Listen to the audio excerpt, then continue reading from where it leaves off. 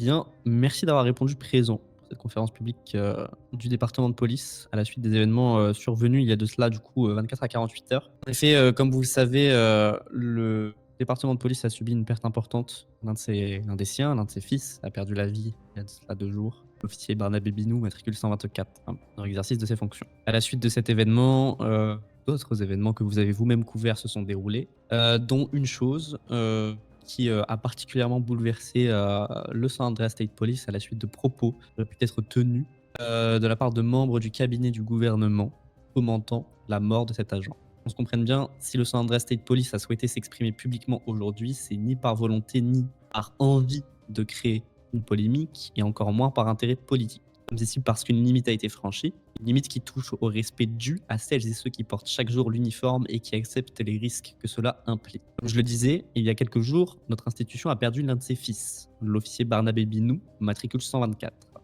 est tombé dans l'exercice de ses fonctions.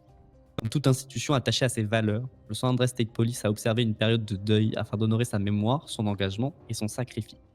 Pourtant, nous avons appris qu'un membre du gouvernement, du cabinet proche du gouverneur actuel, aurait tenu des propos particulièrement choquants à l'égard de ce drame lors de l'un de ses déplacements au Custom Motors, entouré de civils et d'employés. Selon les éléments dont nous disposons, il aurait été notamment affirmé que cette mort n'était pas si importante, que le San Andreas State Police n'aurait pas dû se mettre en deuil, ainsi que d'autres déclarations d'une gravité comparable, mais dont nous ne ferons pas mention, par respect pour les investigations menées par le gouverneur actuellement. Ces paroles ne blessent pas uniquement la famille de l'officier Binou, elles ne blessent pas uniquement ses collègues, elles portent atteinte à l'ensemble des femmes et des hommes qui servent cet État avec honneur, parfois au prix de leur propre vie. À la suite de ces révélations, Motif et moi-même avons décidé d'aller confronter le gouverneur en face et d'obtenir des réponses. Nous espérions y trouver un chef d'administration conscient de la gravité de la situation, déterminé à faire toute la lumière sur ces faits, à défendre les institutions de cet État. Force est de constater que ce ne fut pas le cas. Au cours de cet échange, le gouverneur nous est apparu peu préparé à traiter ce dossier. À plusieurs reprises, il a oublié le matricule de l'officier Binou, ainsi que les faits que nous avions conduits à cette rencontre. À 3 reprises, il nous a fallu lui rappeler l'identité de l'agent concerné et son matricule. Plus préoccupant encore, nos inquiétudes ont été accueillies par des remarques ironiques et par une volonté manifeste de minimiser les faits, qualifiant cette affaire de simple gossip diffusé par les médias. Nous tenons à être parfaitement clairs. Lorsqu'un officier meurt en service, il ne s'agit pas d'une rumeur.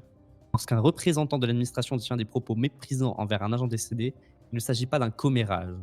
Lorsqu'une institution réclame le respect dû à ses morts, il ne s'agit pas d'une querelle politique, il s'agit de dignité. Le San Andreas State Police n'accepte pas que la mémoire de ses agents soit tournée en dérision. Le San Andreas State Police n'accepte pas que les officiers de ses policiers soient considérés comme secondaires, que les sacrifices soient oubliés ou minimisés.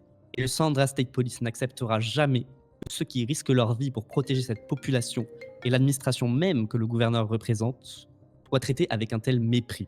La démarche entreprise aujourd'hui devant le gouvernement n'avait qu'un seul objectif, demander au gouverneur de prendre pleinement ses responsabilités et d'entreprendre les mesures appropriées.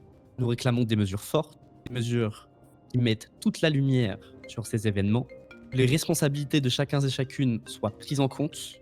Nous réclamons également des sanctions internes à la hauteur de la gravité des faits, et ceux-ci sont confirmés et corroborés. Parce qu'au-delà d'un homme, c'est le respect dû à l'ensemble des forces de l'ordre qui est aujourd'hui en jeu.